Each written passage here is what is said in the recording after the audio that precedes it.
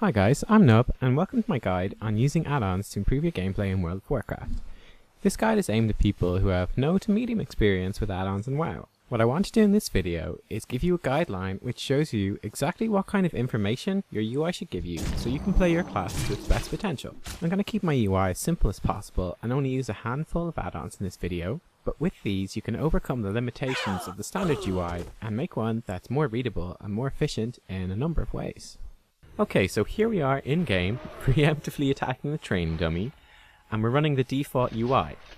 What I want to show you here is how the default UI presents us with the different types of information that we need in combat.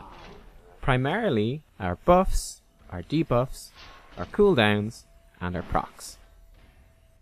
First up, let's look at our resources. So I've already built these up. On my sub-rogue, I need my energy, my combo points, and my anticipation points. As you can see, we're already forced to look at 3 different areas of the screen in order to track these. Second, we've got our important buffs and debuffs. I'll start applying them now. I've got Rupture is an important debuff, and as you can see, this raises quite a big problem because there's no timer text on the debuff, and we want Rupture to be up 100% of the time, making refreshing it at the appropriate time extremely difficult in the default UI. The same goes for Slice and Dice, our most important buff.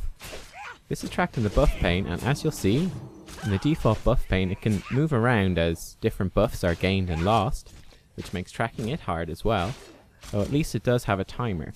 Third, to track our cooldowns, we're going to need to look at our action bar.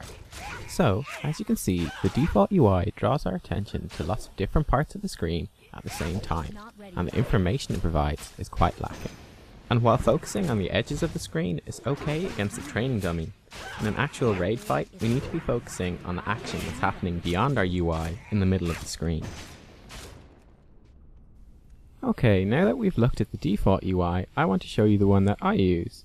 I recorded this last week when we were fighting Gruul, and this fight should show all of the important aspects of my UI in play. Okay, first of all, let's look at the different unit frames I'm using. The most important things about the character frame and the target frame are that you can clearly see the names of the units and the health of the units, and not only the absolute number of the health, but the percentage health as well. Next, near the bottom, we have the focus frame. I have the character and target frame near the center of the screen, so that the information they give is always available and close to hand. At the bottom of the screen, I have the focus frame. This is much less important. I just use this to macro a couple of abilities over onto my focus. And finally, on the left we have the raid frames. To be honest, I just designed these for fun. The default raid frames in the game are actually really good and you should probably just use those. Next we see where I'm displaying my resources and also what I'm calling Whackamole. You can see my energy, combo points and anticipation charges are all displayed in a nice consolidated unit right below where my character is. So it's right at the center of my screen, I can see it straight away and can quickly make decisions based off of that. Now what I'm calling Whackamole is basically I have these icons pop up that tell me when my most important rotational abilities and cooldowns are needing to be used. So for example, as you'll see during this fight, whenever Rupture is ready to be refreshed, it will pop up and it'll tell me exactly how long I've left to refresh it before starting to lose significant DPS. My cooldowns give me a 10-second warning before coming up, and this gives me plenty of time to prepare.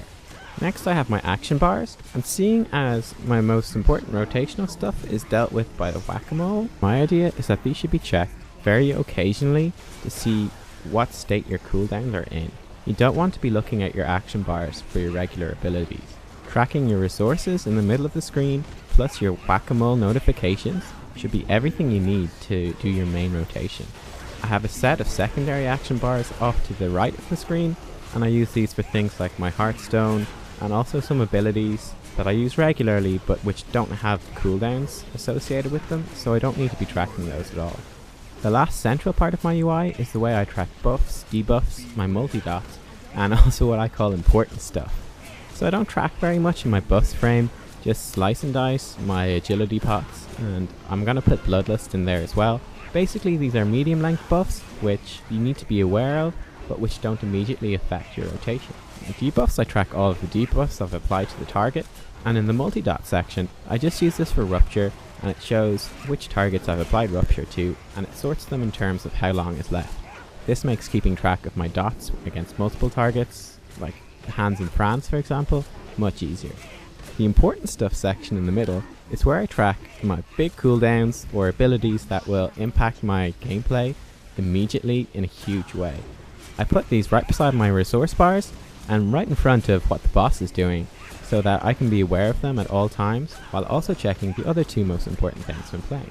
I also use deadly boss mods, and I put the far away timers down by my action bars, which I'm checking maybe every 30 seconds or so. Finally, we have a few things around the periphery that provide us with information we only sometimes need.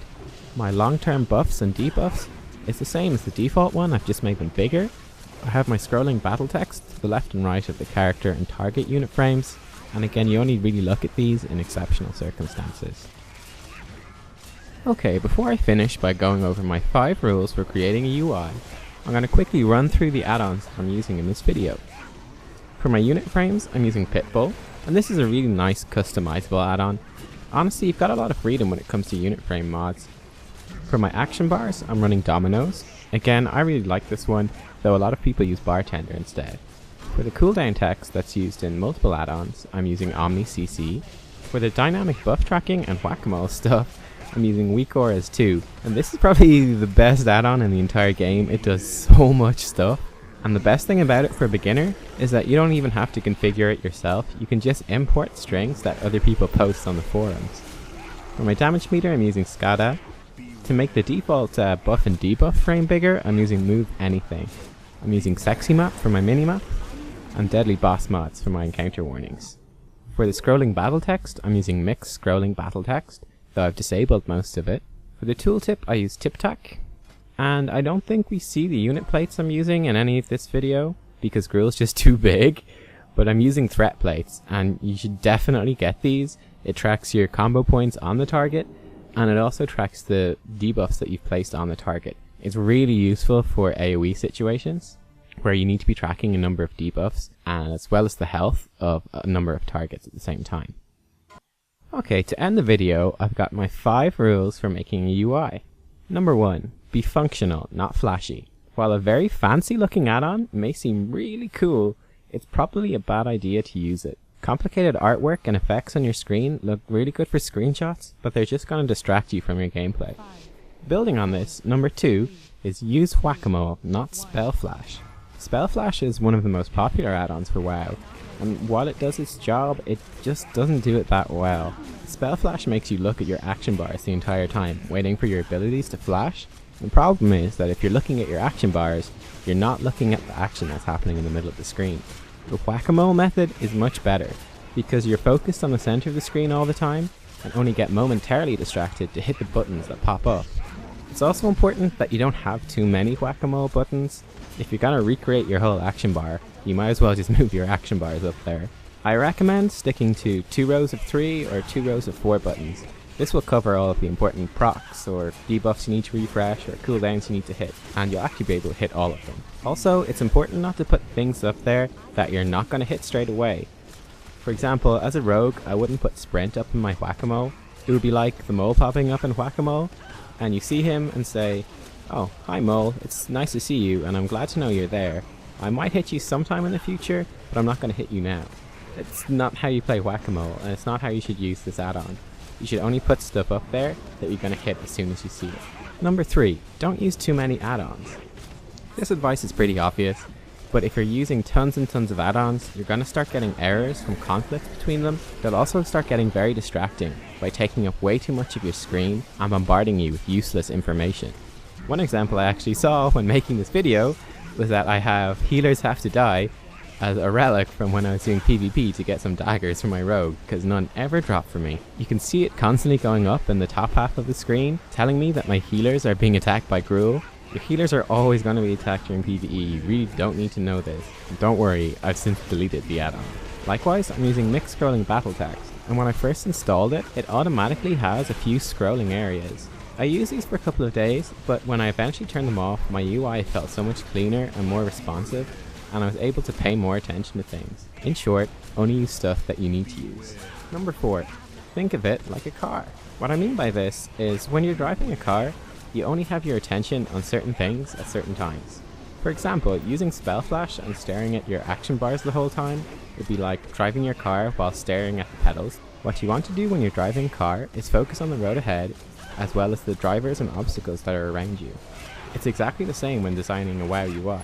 You want to be focused on the fight and the boss and what's going on, as well as the important information like your big cooldowns and your resources. Monitoring your medium-term buffs and debuffs is like checking out the side mirrors, and monitoring your cooldowns and your action bars is like glancing in the rear view mirror. The real periphery stuff, like your minimap or your damage meters, is like checking the radio when you fire. Basically, keep your attention and all important aspects of your UI in the center of the screen, and as you go out towards the periphery, it should be filled with less and less important things. Finally, number 5, be inspired. I'm constantly changing my UI, like way too often, and that can often be a good idea. It's a great way to find new add-ons or new ways to present things. So whenever you're watching a boss guide video or a class guide video or a UI video like this, pick out your favorite things and try incorporating them in your own UI. Okay, so that's the end of the video. I tried to make this guide different from the normal UI videos, where people go into the complicated details of configuring all the different specific add-ons. Hopefully, by looking at why and how you're using add-ons in your UI, I've given you guys some tips that you can use to reevaluate how you design yours. If you want me to do a further video explaining how I set up different add-ons, or explaining what my key bindings are, etc., let me know in the comments. And most importantly, thanks for watching.